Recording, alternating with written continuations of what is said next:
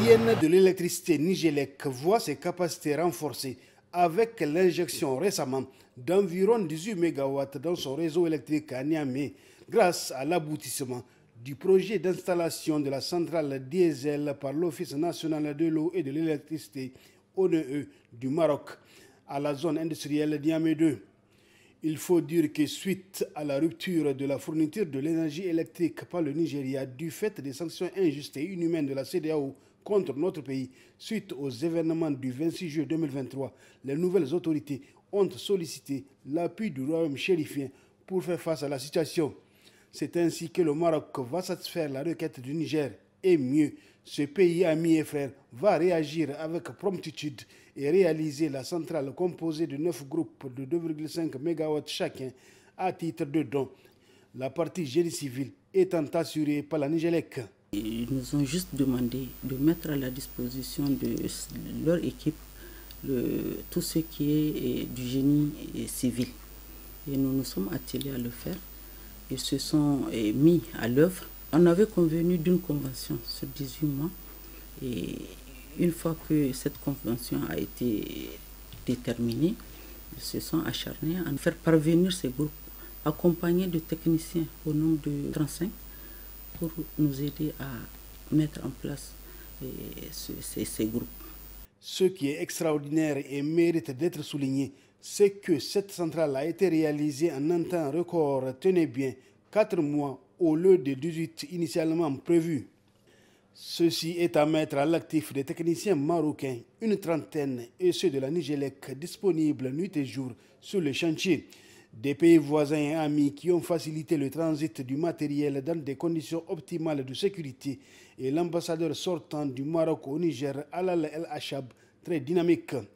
À la veille de mise en service de la dite centrale, la directrice générale de la Nigélec leur présente au nom des autorités toute sa gratitude. En traversant des pays tels que la Mauritanie, le Mali, le Burkina et la frontière nigérienne, ces groupes ont été accompagnés par les armées de tous ces pays et ils ont mis à la disposition du convoi et tout ce qui s'ensuit. Nous les remercions sincèrement et le gouvernement du Niger est reconnaissant par rapport à cette coopération. La Nigélec et les autorités du Niger portent une mention spéciale à l'endroit de l'ambassadeur du Royaume du Maroc ainsi que les techniciens qui ont pris la peine de venir nous accompagner dans cette démarche. Mais il n'y a pas qu'à Niamey que la situation énergétique s'améliore. À l'intérieur du pays également, ça sera le cas avec plusieurs projets en cours de réalisation.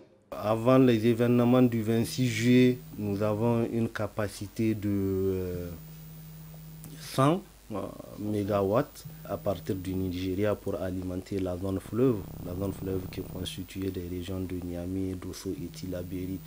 Mais depuis l'incendie qu'il y a eu au niveau du poste de Birninkebi, c'est seulement 40 MW que nous sommes en train, en tout cas, de tirer à partir de la ligne du Nigeria. Donc tout le reste de la capacité qu'on est en train de fournir à nos abonnés vient de nos propres centrales. Donc c'est pour dire qu'il y a vraiment une grosse avancée et que nous continuons en tout cas à développer des projets dans le secteur de l'énergie grâce à l'implication de nos autorités. En un peu plus d'une année seulement, que de chemin parcouru par la Nigélec qui est en passe de satisfaire la demande énergétique nationale à partir de ses propres moyens de production grâce à l'appui des plus hautes autorités et conformément à la vision du président du CNSP, chef de l'État, le général de brigade Abdraman Chani, qui fait de la souveraineté énergétique l'une de ses priorités.